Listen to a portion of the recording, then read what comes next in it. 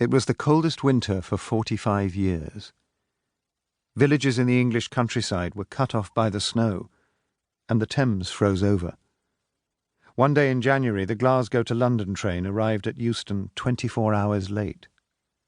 The snow and the blackout combined to make motoring perilous.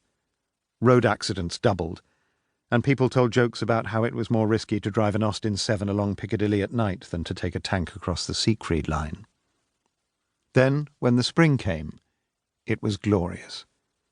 Barrage balloons floated majestically in bright blue skies, and soldiers on leave flirted with girls in sleeveless dresses on the streets of London. The city did not look much like the capital of a nation at war. There were signs, of course, and Henry Faber, cycling from Waterloo Station toward Highgate, noted them.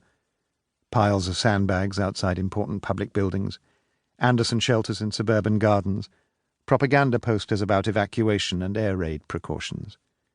Faber watched such things. He was considerably more observant than the average railway clerk. He saw crowds of children in the parks and concluded that evacuation had been a failure.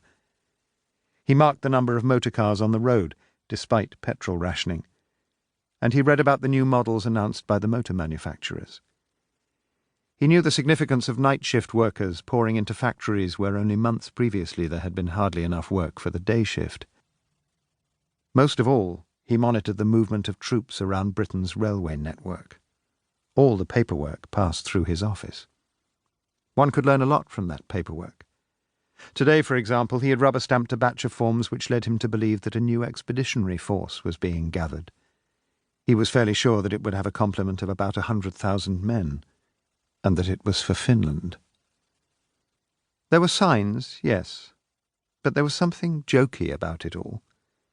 Radio shows satirized the red tape of wartime regulations. There was community singing in the air raid shelters, and fashionable women carried their gas masks in couturier-designed containers. They talked about the Boer War. It was at once larger than life and trivial, like a moving picture show. All the air raid warnings, without exception, had been false alarms.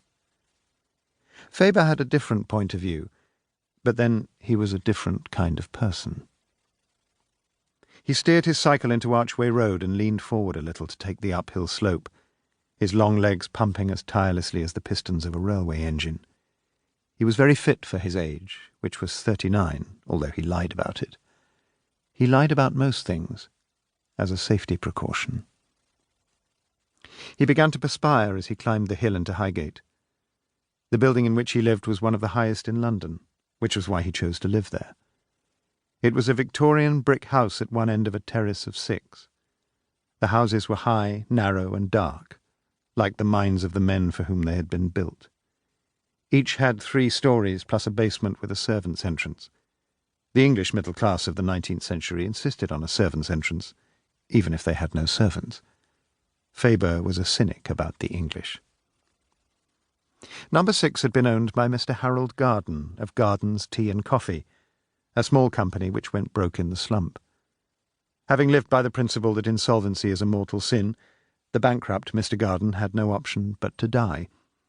The house was all he bequeathed to his widow, who was then obliged to take in lodgers. She enjoyed being a landlady, although the etiquette of her social circle demanded that she pretended to be a little ashamed of it. Faber had a room on the top floor with a dormer window. He lived there from Monday to Friday, and told Mrs. Garden that he spent weekends with his mother in Erith. In fact, he had another landlady in Blackheath who called him Mr. Baker, and believed he was a travelling salesman for a stationery manufacturer and spent all week on the road. He wheeled his cycle up the garden path under the disapproving frown of the tall front-room windows. He put it in the shed and padlocked it to the lawn-mower. It was against the law to leave a vehicle unlocked. The seed potatoes in boxes all around the shed were sprouting. Mrs. Garden had turned her flower beds over to vegetables for the war effort.